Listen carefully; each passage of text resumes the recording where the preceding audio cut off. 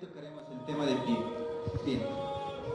Sujeto a estudio tenemos un pie izquierdo, en cuyo caso esto es medial, esto es lateral, anterior y posterior. El pie, para el estudio osteológico, está dividido en tres segmentos. Una parte del retropié, medio pie y antepié.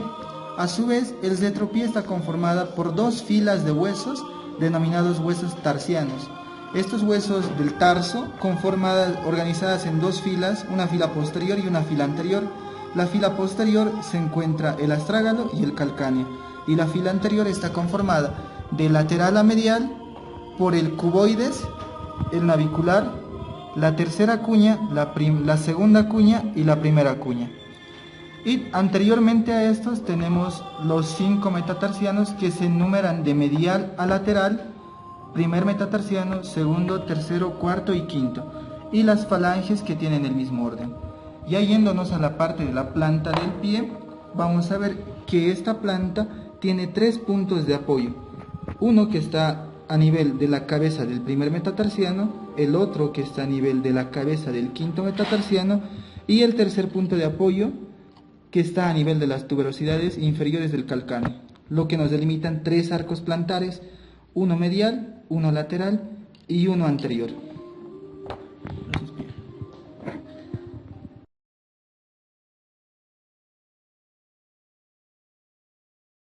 Hola, ¿cómo están? En esta ocasión vamos a continuar con el segmento del pie. Y bien, vamos a empezar a desglosar hueso por hueso. En primera instancia vamos a ver el astrágalo como tal. Y habíamos visto que el astrágalo se sitúa en el vértice de la bóveda que conformaba el pie.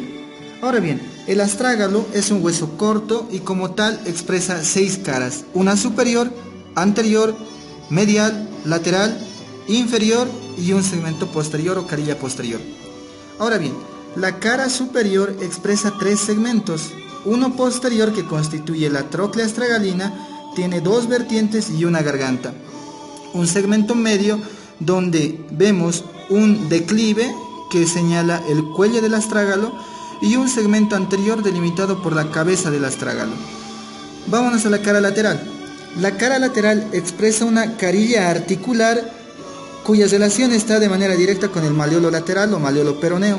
También vemos superficies de inserción ligamentaria como el ligamento talo-peroneo anterior y talo-peroneo posterior.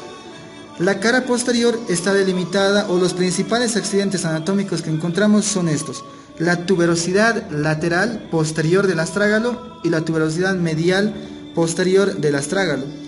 Estos dos elementos delimitan un canal por donde atraviesa el tendón del músculo flexor largo del dedo gordo o del dedo hallux.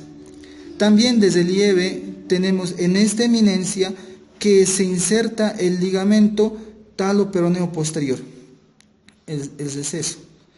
En la carilla interna vemos que tenemos una carilla articular en forma de coma, cuya cabeza está ubicada anteriormente y cuya cola se expande hacia la parte posterior. Esta carilla articular la relaciona con el maleolo interno o maleolo tibial.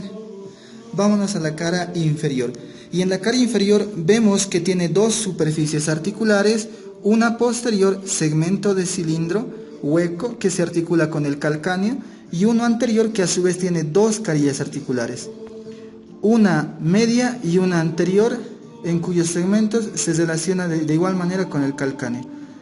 Tenemos un declive en el centro que es el surco del astrágalo, en donde conjuntamente con el surco del calcáneo conforman el conducto astrágalo-calcáneo, en donde se inserta el ligamento astrágalo-calcáneo interóseo. Ya para terminar, la cara anterior tenemos que es un segmento de esfera, está conformada por la cabeza, tiene un segmento convexo en todo sentido, cuya relación está de manera directa con el hueso navicular o escafoides, y en su porción inferior, pero no yéndonos de la cara anterior, tenemos 2 carillas articulares más, en cuyos segmentos se relaciona con el ligamento astrágalo calcáneo navicular, y es todo.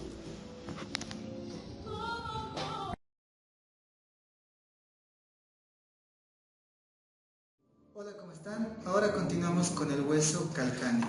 Bien, habíamos visto que el hueso calcáneo está ubicada en la primera fila del tarso, en la porción inferior. Ahora bien, este para nuestro estudio es un hueso calcáneo izquierdo. Bien, en tal caso, esto es medial, lateral, anterior, posterior, superior e inferior. Ahora bien, el hueso calcáneo es un hueso corto e igual que el astragalo expresa 6 caras para su estudio anatómico: una superior, una anterior, una lateral, una medial, una posterior y una inferior. La carilla superior tiene 2 segmentos, uno anterior que es netamente articular y uno posterior que solamente confiere ese elemento estructural. El segmento anterior expresa 2 superficies articulares, una convexa y una cóncava, en relación con el astrágalo ambos. La carilla anterior expresa un segmento articular cóncavo superiormente y convexo inferiormente, cuya relación está dada con el cuboides, si se puede ver. La carilla lateral tenemos un accidente anatómico importante, que es el tubérculo peroneo. Este tubérculo peroneo delimita el paso sirve como corredera de 2 tendones, el tendón del peroneo corto y el tendón del peroneo largo. En la carilla posterior tenemos 2 segmentos, uno superior y uno inferior. El superior es liso y el inferior es rugoso, y este borde nos señala la inserción del ligamento del tendón del músculo tricepsural.